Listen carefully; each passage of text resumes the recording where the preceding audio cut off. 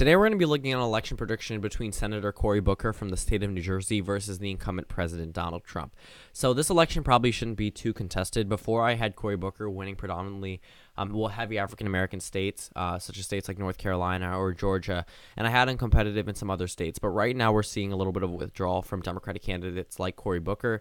He seems extremely corporate, and that's not going to go well with the progressive population, nor will it go well with a number of centrist Democrats.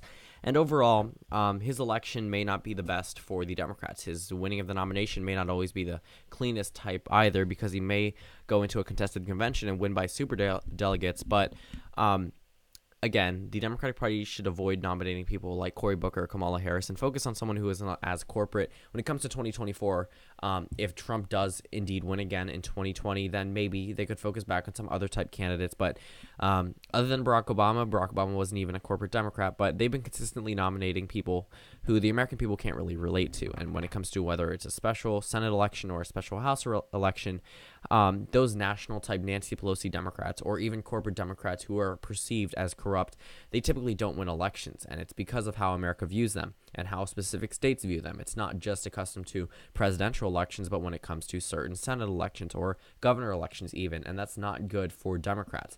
So Cory Booker may not be the best option for Democrats, but he is an option. So let's take a look at the electoral map and how this would turn out. So we're going to start off by looking at the West Coast. I'm probably going to need to make this video pretty fast because I have a video rendering about the Texas Senate special election. Senate election in 2018. But we know the West Coast is going to Cory Booker. That's pretty obvious. Trump is going to win Alaska. Cory Booker's probably not going to do the best when appealing to Latino voters, though let's keep that in mind.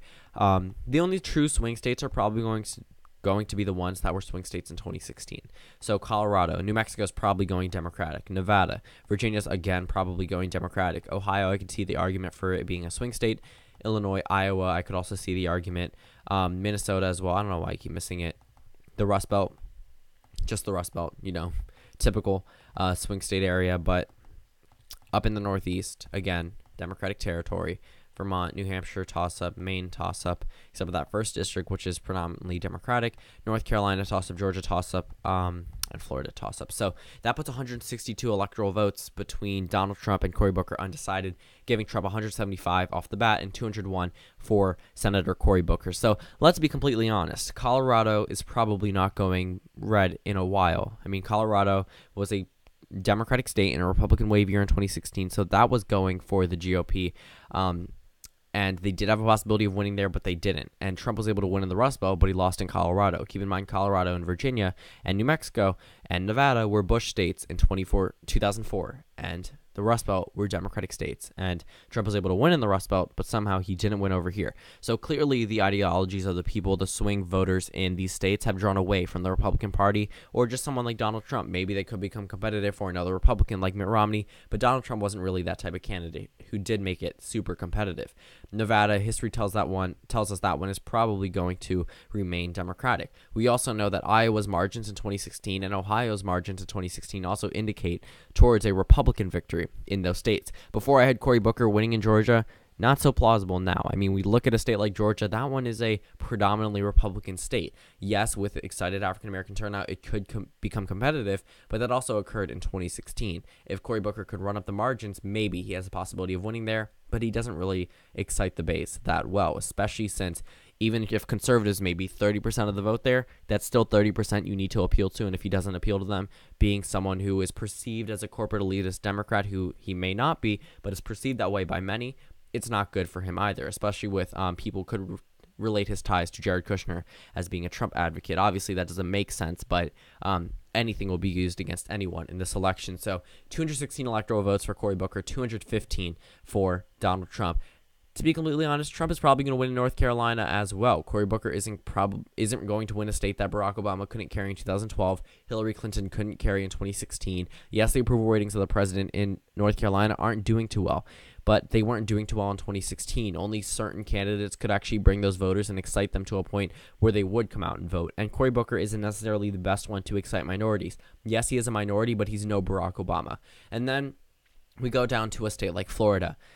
I honestly see Donald Trump carrying the state of Florida yet again. Florida is one of those typical swing states with a typical conservative type voter base, and they usually only flip for Democrats who actually are going to bring real change, and Cory Booker doesn't seem like he's going to do that. He may do it. I don't know. None of us know. He's not in the White House, and he may or may not be ever.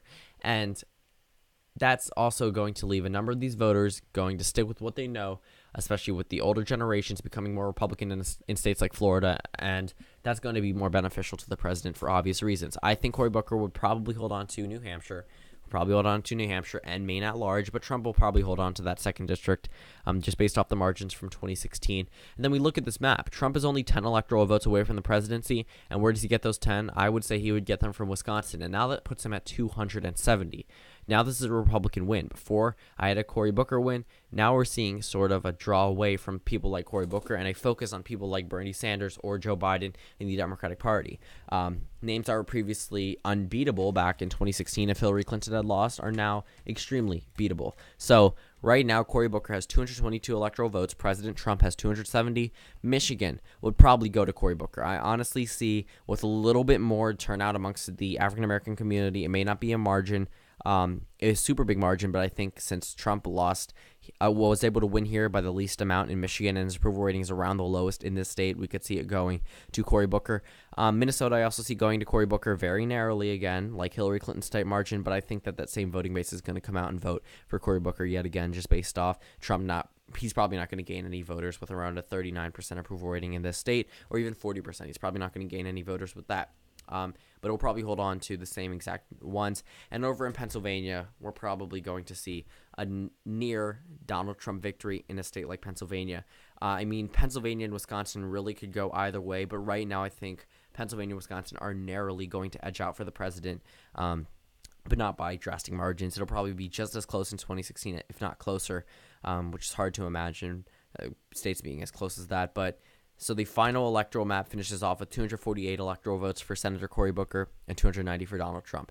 Thank you guys for watching this video. Comment down suggestions below, and I'll see you all tomorrow.